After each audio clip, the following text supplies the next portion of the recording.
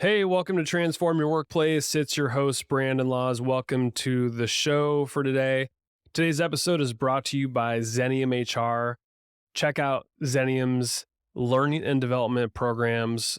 This is how you elevate your team. Xenium has everything that you need to prepare and equip your emerging leaders for success. We've got e-learning, workshops, all virtual. Learn more at xeniumhr.com. All right, today's guest is Dr. Stein. We're diving into emotional intelligence. He wrote a book called Emotional Intelligence for Dummies 2.0. So this is a refresh of the book he wrote many years ago. And we're diving into the importance of emotional intelligence in the modern world of work, especially now that we're so digital. So we talk about effective communication, collaboration, and how to make better decisions. You don't want to miss this. Great conversation with Dr. Stein. If you like what you heard today, please go to Apple Podcasts, give us a 5-star rating and review would be awesome too. And feel free to connect with me on LinkedIn. I love connecting with listeners, hearing what topics are important to you, hearing how you're using the ideas in the show to impact and transform your workplace in a positive way. Thanks for tuning in today. Enjoy the conversation with Dr. Stein.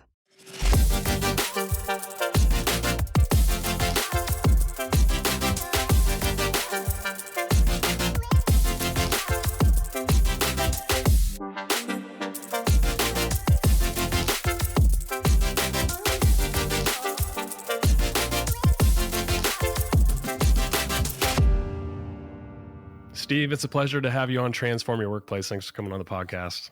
Nice to meet you, Brandon. Good to be here. Yeah, thank you. So we're going to talk about emotional intelligence, and our audience of a lot of HR professionals and leaders are constantly trying to develop those skills within the organization. So let's step back and define emotional intelligence from your perspective and how it's relevant to creating a positive workforce.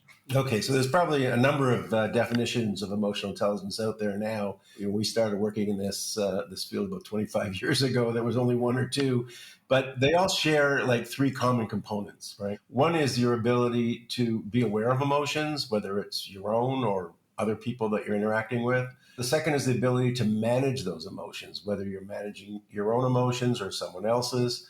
And the third is the ability to use emotions to help you focus or get things done. That's an area that we work with in high-performing athletes and people like that who really have to be on the ball at a specific point in time. How important do you think emotional intelligence is for the future, the modern workforce? I think it's extremely important. And, I've said that at least for 25 years, as long as there's more than one person in the world, you're going to need emotional intelligence. As long as you interact with anyone individually or in groups or in any which way.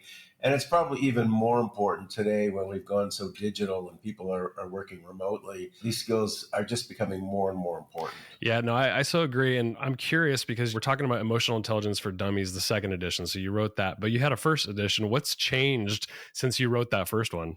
Well, we've been doing research over this period of time, and we changed some of the factors that we look at specifically and which ones we weigh more in certain occupational groups or in certain roles. But we use a tool called the Emotional Quotient Inventory 2.0, the EQI2, which is probably the most widely used in the world for measuring emotional intelligence. And we made a few changes to the way we measure it, again, based on over close to 200 studies that have been published over time looking at this concept. For leaders who are sort of looking at the landscape of their workforce and they want to measure the levels of emotional intelligence across their workforce, what's the best way to do that? Is it this emotional intelligence quotient that you're talking about? Yeah, the EQI is really the most effective way. It's research-based. It's being used all over the world in military and governments and corporations and nonprofits. And it really looks at 5 general areas that break down into 15 specific areas. It looks at self-perception, the way you look at yourself, how you see yourself. Self-expression, we've learned over time that it's really important how you express yourself. If you're a leader, do you hide your feelings or do you let people know what you're really feeling about a situation? We look at interpersonal skills. How good are you at initiating relationships, maintaining those relationships? We look at decision making. Do your emotions cloud your decision making because you get over emotional, or you try and use no emotions, and that can hurt as well. And finally, we look at stress management, the ability to use your emotions to manage stress more effectively. Of those areas in the research that you've done, are people lacking in one or two of those areas more than the others? It really varies. I mean, we look at it as, people are high in one area, low in another.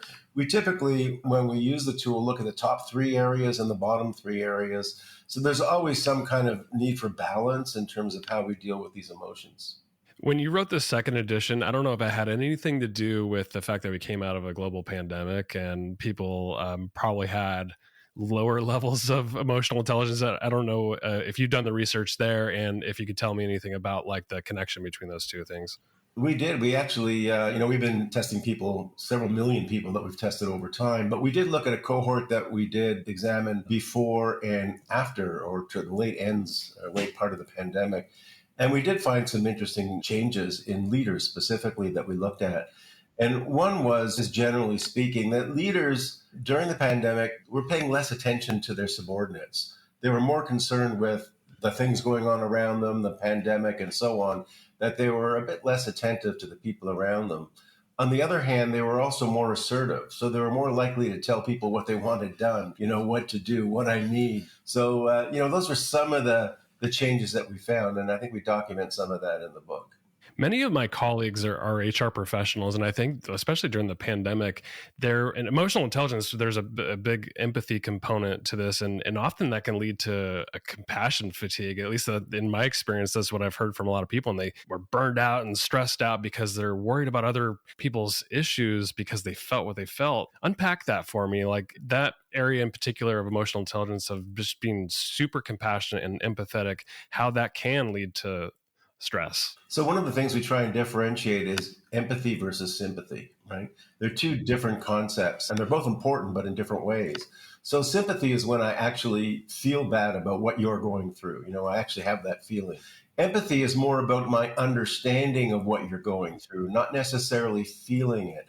So it's like walking in your shoes, but I can see it a bit more objectively. So when we learn to make that differentiation and we learn to use empathy appropriately, it tends not to lead to that kind of burnout. Excellent.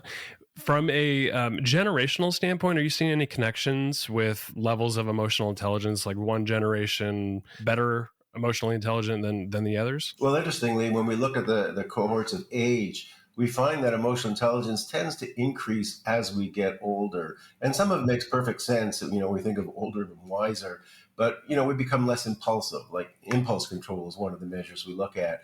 When we're younger, we want to jump at it, go do it, try something out. When we're older, we're a little more pensive about, should I really do this? Let me think about it a bit more.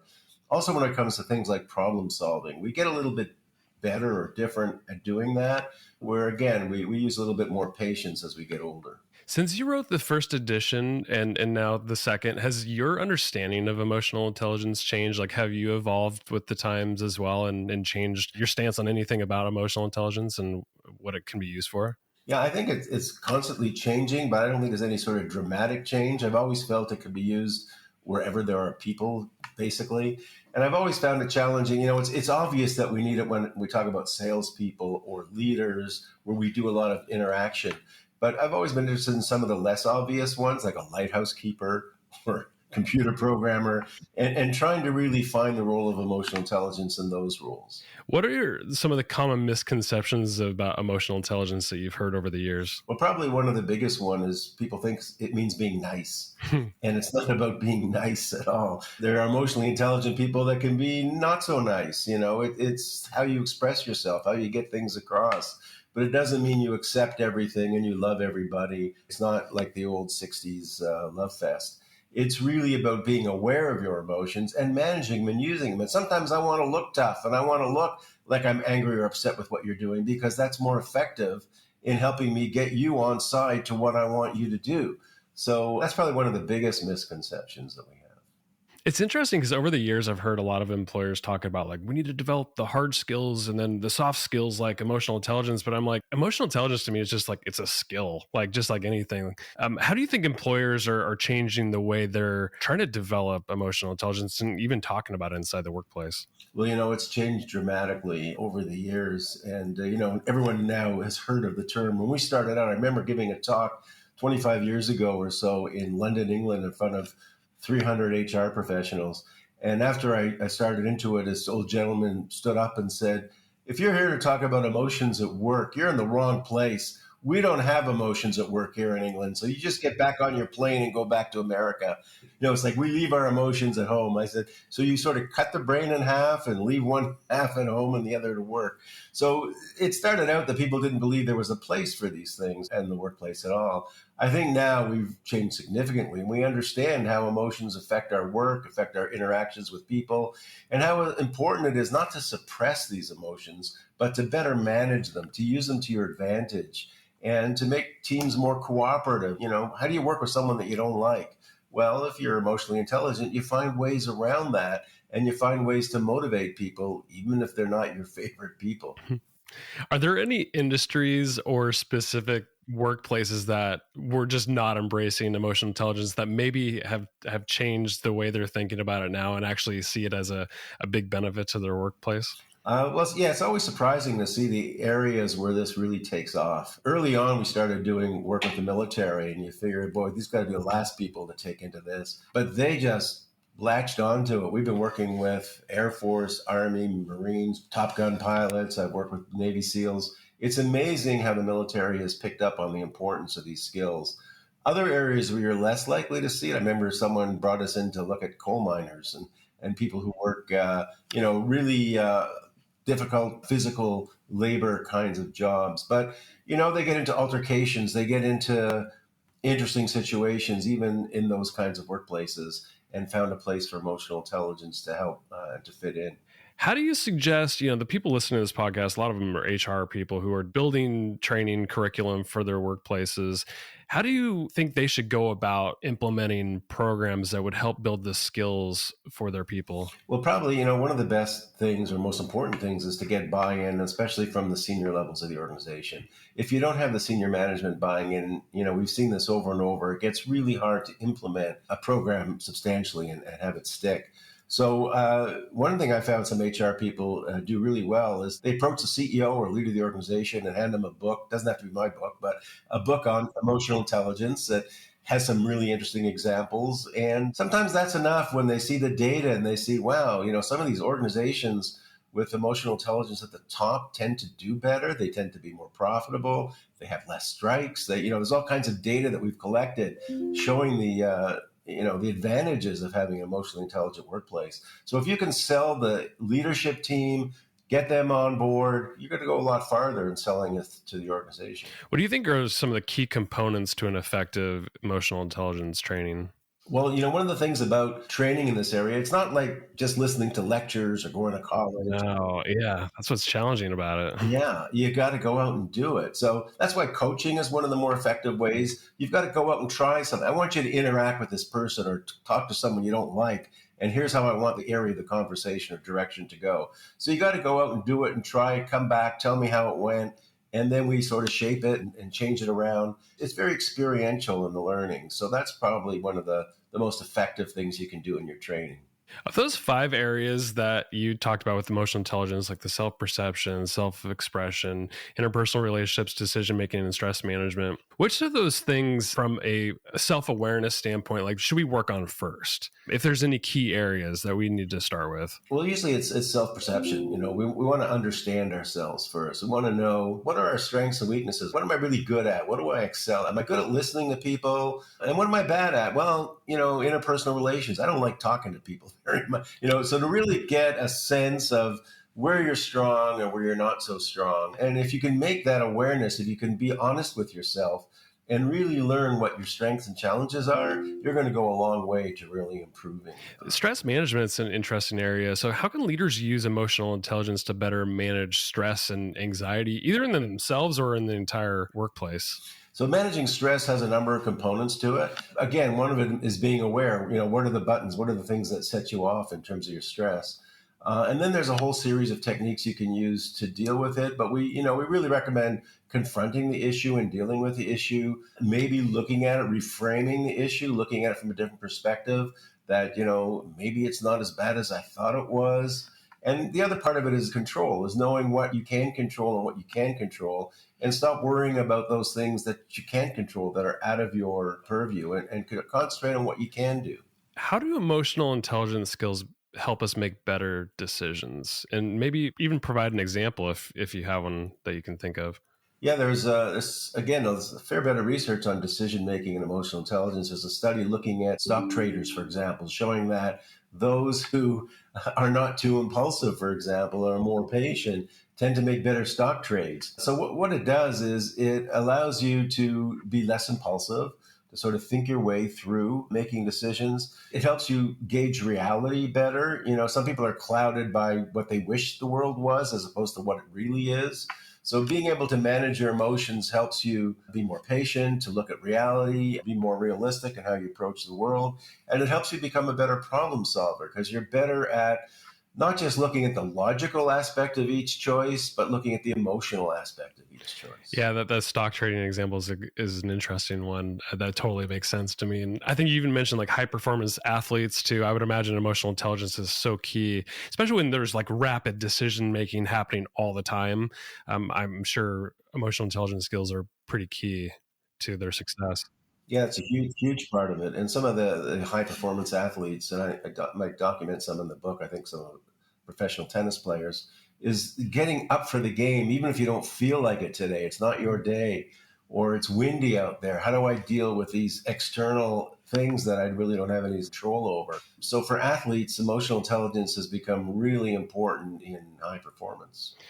So, with emotional intelligence, like development within ourselves and obviously our teams, is this a individual issue or is it a workplace issue? Like, I just don't know if early on, if like schools are teaching our kids how to become more emotionally intelligent, and maybe just give me your perspective on where we're at as a society. Yeah, well, that's one of the great things about it. Actually, is that it spills over from the workplace to home, or vice versa. Schools are a great place. There's been some terrific programs. I know it's fairly controversial these days, but there have been some really good programs. There's some bad programs as well. But some of the good programs have shown some incredible changes in schools and school areas in terms of drug use, in terms of physical altercations, bullying. Some of these issues get dealt with by good emotional intelligence programs. Unfortunately, some not so good ones have led to some controversy, and people are trying to legislate against this kind of thing in some school districts. Oh gosh. Where do you think like we would go as a society, as workplaces, as individuals if we continued to work on our emotional intelligence skills? Like what paint me a picture. Well, I think I get a lot better. I mean, for one thing is, we like to say TGIM, thank God it's Monday. We want people to be happy when the week starts and they're going to work, right? It's not about Friday and the weekend's coming. It's about I really enjoy work. I enjoy the people I work with. I enjoy the work that I'm doing. I'm really contributing. We've been working in our own organization at building that kind of culture for the last 40 years that we've been doing it. And we have an amazing culture where even remotely people rate themselves as really being part of a team and enjoying working with the other people. And they're effective and they get things done. And that's the kind of workplace we want to see, where it's not about politics, it's not about conflict. It's about who can we work with together, and how much can we accomplish, and how do we reach those goals, and how do we have a good time getting there. You'd said that with developing yourself with emotional intelligence, coaching is a good way of doing that in the workplace.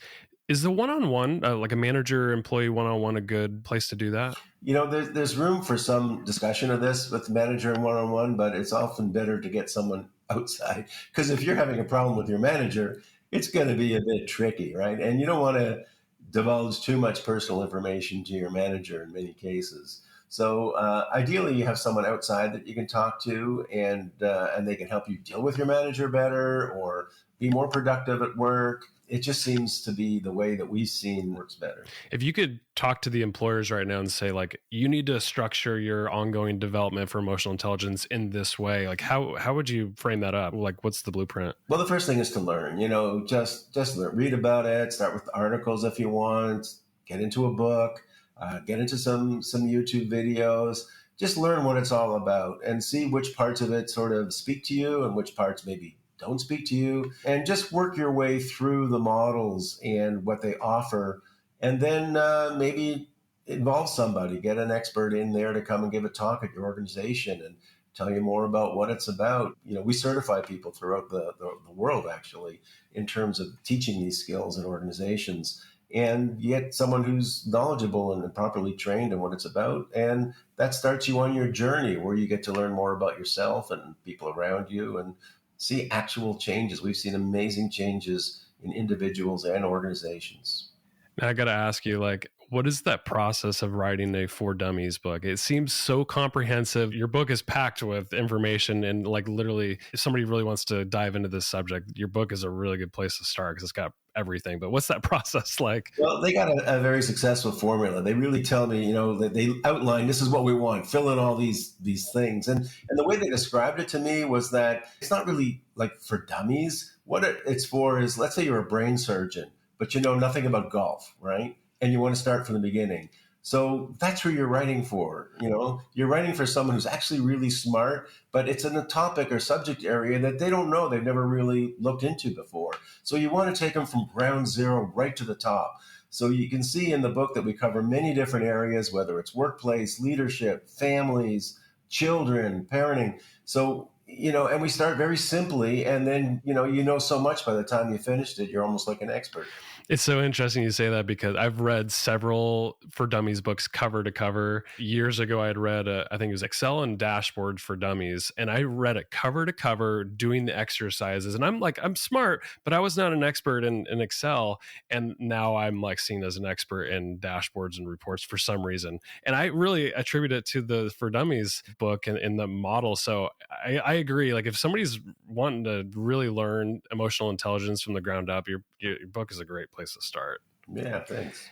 Well, I appreciate you coming on the podcast, Steve. This has been a really fun discussion. What do you want to leave people with as kind of a parting thought, or even point people to what you want to point them to? Well, the parting thought really is probably your first step in becoming more emotionally intelligent is to learn how to listen.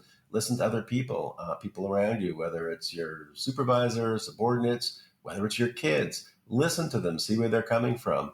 If you're interested in learning more about this topic, visit one of my websites, whether it's mhs.com or stevenstein.com, and learn more about emotional intelligence. My guest today has been Dr. Steven Stein. Thanks for coming on the podcast. Appreciate you. Thanks for having me. Enjoyed speaking with you, Brandon.